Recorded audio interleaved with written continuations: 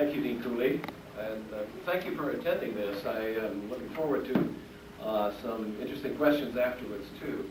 I started out by listening to the statement by Dr. Anwar about the 11, and then there are the others.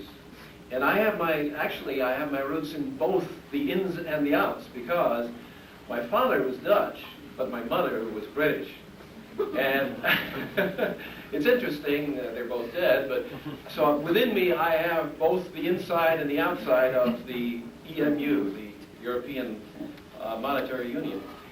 I gave a presentation on the same topic not about 4 months ago, but exactly 4 months ago, to the International Club in Amarillo. A little bit different, but it's interesting because in those 4 months, so much has happened, not only in the perception of the euro, but also of the fundamentals. And I think that it would be interesting to maybe talk a little bit about how things were only 4 months ago and how things have changed in that short period of time. Now, mind you, when I talk about the European view of the euro, obviously I cannot represent all 11 countries. For that matter, all the consumers, business people, and finance people, the politicians, and the economists. But at least I'll do my best to represent some of these and to give you some idea of what the current input is that I get from both my former colleagues in Europe as well as from my current clients in Europe, and how they feel about how things are developing. Maybe just a brief summary of some of the expected benefits of this one currency. Increased business efficiency. Having one large market obviously is an advantage over having 11 separate markets. Now, it may not happen overnight to get these markets really into one market, but it obviously will happen, and with the euro it's going to be a lot easier to do that. As a result of that, there is also going to be more competition and lower prices, because the consumers are going to be able to compare prices between what is offered, let's say, out of a company in Brussels and a company operating outside, out of Milan, let's say. And so, right away, there's going to be a considerable amount of additional competition. There's going to be the elimination of unnecessary costs that have existed in the past, such as the currency exchange, the conversion costs, and the hedging costs against the fluctuation against exchange risks. There's definitely going to be, and this has been mentioned I think already, an increase in foreign capital coming into Europe, into what is known as Euro land actually, into the 11 countries, because of the fact that there's going to be an expanded capital market. We're going to see additional possibilities for IPOs and more venture capital. There's going to be an extended capital market which has been fairly thin in Europe compared at least to the United States. Europe having in the past financed most of its ventures predominantly through bank loans and bond issues and so on. And there is even the possibility of the euro rivaling the US dollar as a reserve currency within the world. All of this sort of leads to what I would call, I first call it euro euphoria, but maybe europhobia. Europhoria is the word to use here, which to a large extent prevailed in the last quarter of 1998, where people in Europe at least were thinking this was going to be the be-all, end-all, the best thing since sliced bread. The French, by the way, and my name, by the way, is originally French. For both my mother's and father's sides, so the families come from France. The French, inimitable as they are, wanted to make sure that the euro had a higher value than the dollar, to make sure that at least from a psychological point of view, it would stand out as the strongest currency in the world. And indeed, on January 1, it opened at $1.18 or thereabouts to the euro, and it was a very strong currency.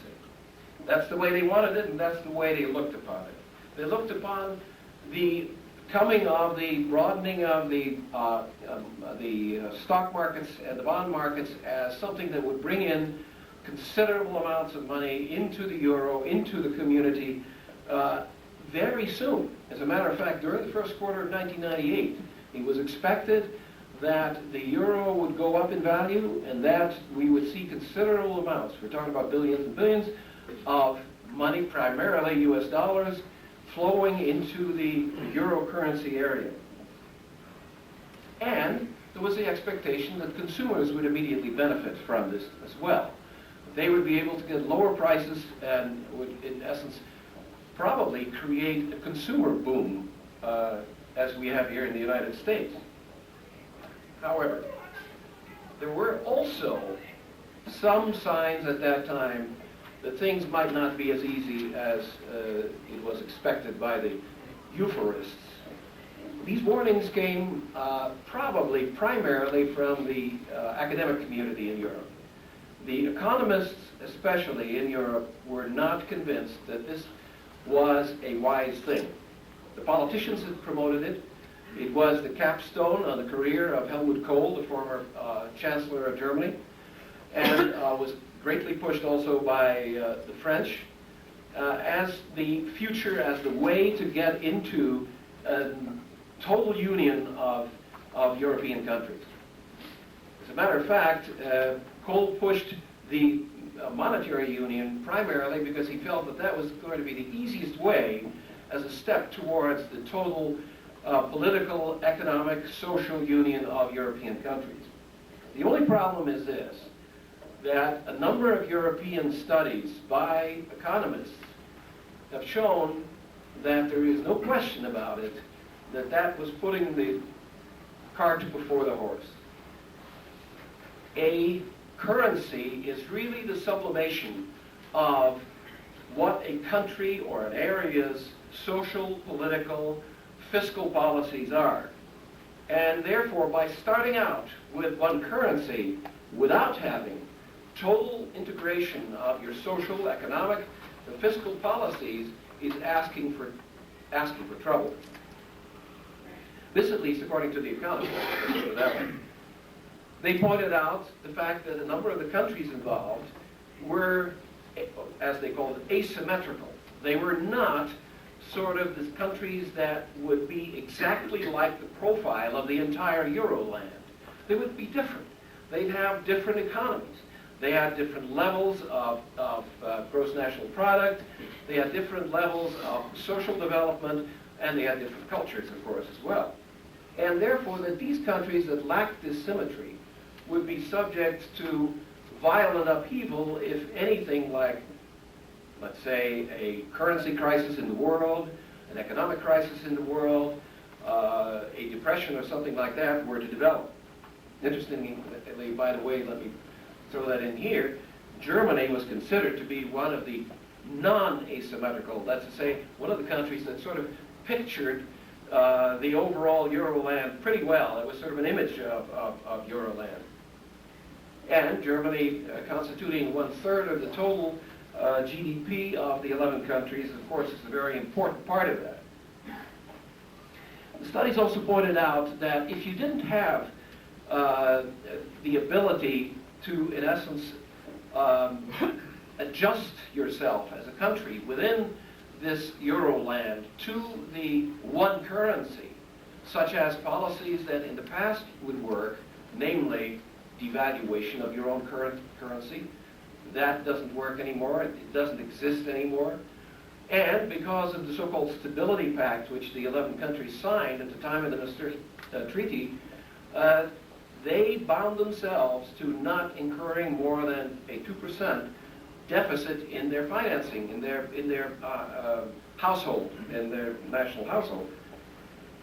That too used to be a way of helping out, let's say, a country in which there was a problem with unemployment, by the way, a problem that exists throughout Europe to a large extent, and therefore that was taken away from the toolkits that national governments had.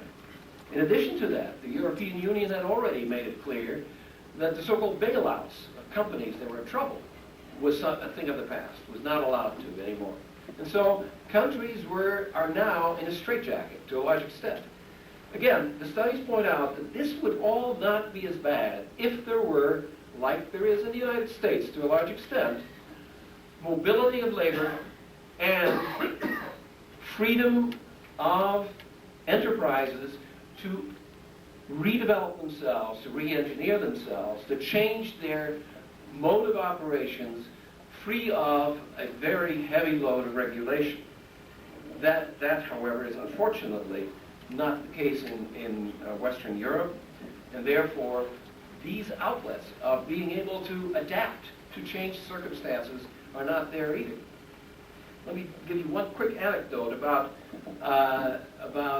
the mobility of labor. I had 3 years ago, this was, a visitor from Karlsruhe, Germany, and visited some of the national laboratories, Los Alamos, Sandia, and Phillips Laboratory at Albuquerque. And we did a bit of traveling along I-25 and also I-40. And one of the comments that the gentleman made, the German fellow made, was, I could see that you've got these large trucking companies that with these semis, such as solid freightways and so on, that do the long hauls. But he says, that's the same as in Germany. But the thing I don't understand are you have these smaller truck companies, which are obviously national, that are operating the smaller, lower, less than container loads of goods. He said, we don't have that in Germany. We only have typically local organizations doing that. He says, I see here these outfits like Penske and U-Haul and Ryder and so on doing all the small deliveries. I said, no, I'm afraid that's not the way it is. These are people moving. These are people that are actually moving from one city to another job, and actually are, he said, you mean to say they're picking up their entire household, leaving their friends and going somewhere else to find a job? I said, yes. He said, that's not the way it is in Germany. And you could extend that, that's not the way it is in Europe for that matter. Let's take a look and see where we are now, 4 months later, and look at the reality of development. It's only 4 months. It's not very long. We're seeing a significant downturn in the German economy. One of the things that these studies had said was basically a paraphrase on the statement, a rising tide lifts 1,000 ships. Well, we're not talking about a rising tide, we're talking about an ebb tide, and a number of these ships are going to be stranded, and among others. I'm afraid the German economy is going to be stranded. Italy is in the same boat. Both Italy and Germany are faced with an economic downturn. Together, they make up 50% of the GDP of the 11-nation Euroland. The matter is aggravated, and I don't want to get into a political debate here, but socialist governments in these countries very strongly are in favor of additional taxes on business, additional regulation of business, and additional help to the workers, which make mobility even less possible for the workers. The result is that all the remedies that are being put in place are probably the exact opposite of what at least these economic studies indicated needed to be done, which make it more difficult for these countries to get out of trouble. As a matter of fact, the first thing that happened is that there is significant friction between the German government, specifically the German finance minister, Oskar Lafontaine, who is, let's put it mildly, left of center, and with the central bank, the European Central Bank. The European Central Bank, by the way, is very much patterned along the lines of the Fed, has two governing bodies, one of which is are the commerce and finance ministers of the 11 countries. And so there's a bit of political influence on this particular body, but they try to be as independent as possible. Current and the first chairman of the ECB, Wim Dijsselbloem, a Dutchman, was put there basically at the behest of the Germans over the vociferous opposition of the French. And now it is the Germans that are saying, Mr. Dijsselbloem, we don't like your policies. And it is the French who are supporting him. A total irony here. In 4 months, things have just shifted around. What do the Germans want? Namely, lower interest rates, so they can combat employment and so that they can fight you can call it a depression or whatever you want to call it, at least a recession that Germany finds itself in. At the same time, there's an immense amount of squabbling going on among the 11, among the entire group of the European Union countries in Brussels over subsidies, farm subsidies primarily, over cuts in the budget, because it is a tremendous bureaucracy in Brussels. And again here, the Germans and the French are on opposite sides, and it doesn't make for an awful lot of confidence in the European Union and the monetary union if you see the two main parties fighting as acrimoniously as they are doing. At the same time, the markets are reflecting this. The euro, which started, as I said, close to $1.18, was down at about $1.08 this morning, I believe it was, $1.08. We're talking about probably close to a 7% reduction in only 2 months. Now that is not peanuts. It is not what you would call a stable currency if a currency goes down by 7%. Now, let me take the European view, however. The Europeans don't think that the euro is unstable. They say the dollar is unstable. It is going up unnecessarily so, and for totally the wrong reasons. But whichever way you look upon it, it is an unstable situation, and a situation that shows a lack of confidence in the euro. As a matter of fact, Olivetti, the large Italian enterprise, came out with the idea that they are going to float a $16 billion bond issue, and they are going to market it in the euro, in euro currency, and in the euro land, and not in the United States.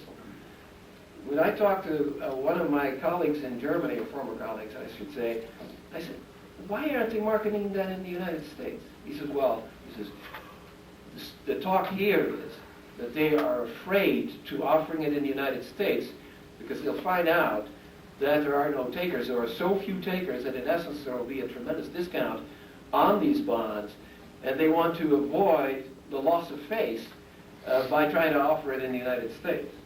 Again, obviously a show of lack of confidence in the euro, within the euro land itself. Another sign of this came when the French government just recently said to the Clinton administration, you know, we would actually like to tie the euro to the US dollar. I think it would be a good idea if we had some kind of a pact, some kind of a tie that would make it impossible to have these tremendous fluctuations between the euro and the dollar. Secretary Rubin turned it down flat for that matter. But it is again a sign of the fact that there is a lack of confidence among the Europeans themselves in what has been going on. Let me just turn briefly to the consumer, because I've sort of ignored the consumer. And the consumer is the one that deals with something entirely different. It deals with what's going on right now, the so-called 3-year transition period, where they have the local currencies and the euros at the same time. As a matter of fact, it's interesting to see. I was in Spain last week. My wife and I were in Spain, I should say, on a vacation. And here is a little bill from the grocery store, and it says 8,651 pesetas, and underneath it says 51.99, actually 51,99 euros. They put the euros on your bill as well, and then it says at the bottom there, it says, this is just for your information. We're not asking you to pay in euros because we know you don't have any euros. And then it has the official exchange rate in euros and 6 digits to the peseta. Sort of cute. As a matter of fact, if you go to the bank there and you want to turn dollars into euros, you don't turn dollars into euros. You first turn dollars into pesetas. Then if you want to turn dollars into pesetas, you first turn dollars into euros, and then euros into pesetas. And the bank makes out all right. There was this idea that the banks would be the ones that would suffer, but they found ways, at least for the time being, to see to it that they would. If you're a consumer in Euroland right now, you can pay by check using euros or your local currency. If you use your credit card, you can use euros or your local currency. Can you imagine your checkbook in which there are euros and your local currency, and you've got to use a calculator with 6 digits to figure out what was it that I spent here actually? Anyway, there's a lot of thought that this idea of a 3-year transition period was nonsense. As a matter of fact, one joker told me, he says, if only the European postal services, excuse me, postal services would now issue stamps in euro, we could use those as money. And we would, the whole problem of waiting 3 years would be gone. I don't think the postal services will do that, but anyway. I think in summary and outlook, I would say that companies and consumers will reap the benefits of the euro, but it will be later rather than sooner. I think that the euphoria about immediate, wonderful things that would happen to the economy are probably overstated, and it's going to take a while for that to take place. On top of that, I think we're going to be faced with a lot of problems where the politicians will want to bend the rules, will try to do things their own way for their own country, and if they go too far, that could be the disaster to the euro and could actually be the end of the euro. I don't expect that, but if things get really bad economically, you never know whether or not that will happen. Then let me, as the very last thing, address the so-called outs. Greece didn't make it because it couldn't meet the entrance requirements. It is now, in essence, saying to the 11 countries, bend the entrance requirements whichever way you want, but let me in. And maybe that'll happen. The other outs, the 3 that decided that they'd wait and see, the UK, Sweden, and Denmark, are still waiting and seeing, although I think the noises out of number 10 Downing Street in Whitehall in London are that probably Britain will want to join, and will want to join within the next 2.5, 3 years. There is also some talk, and this may be a solution to some of the problems that have been created within the euro itself, and that is, there is some talk about, in essence, having a phantom euro. Let's say a euro sterling that would be 1-to-1, bound, tied 1-to-1 to the euro, guaranteed by the British government to be 1-to-1, preventing any trading other than 1-to-1. But without the British government signing the treaties that would prevent it from using their own policies to stay independent. This might be a way of getting the best of 2 worlds. And although I haven't seen any official things happening, but I've heard from my colleagues in Europe that this is something that's being talked about. It might be a way out, the difficulties of the euro, and still get all the benefits of it. Thank you.